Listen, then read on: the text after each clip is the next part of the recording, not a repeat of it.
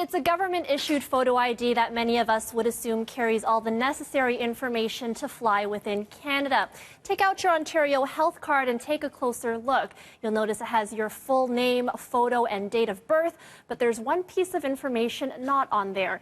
And that missing information was the reason one WestJet passenger was recently denied boarding on a flight from Ottawa.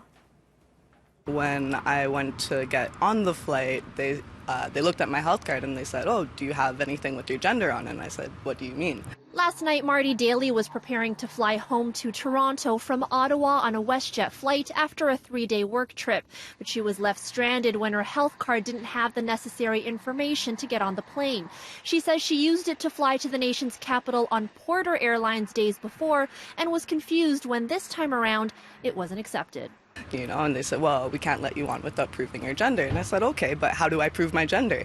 Daly had no other form of ID and limited funds. Her flight and accommodations had already been paid for as part of her trip.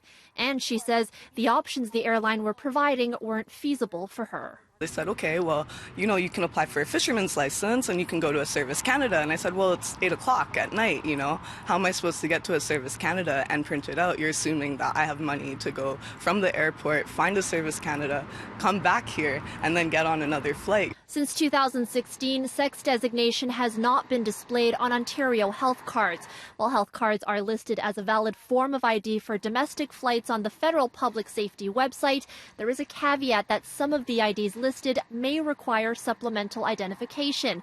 The problem is many Ontarians aren't even aware that gender information isn't on their health cards anymore. We definitely understand that the situation was difficult, and we don't ever like to have to deny somebody boarding, but we have to follow Transport Canada regulations. It's the law for us, and we can actually get fined for not following those regulations. But it raises the question, why is gender identification of any kind needed to fly?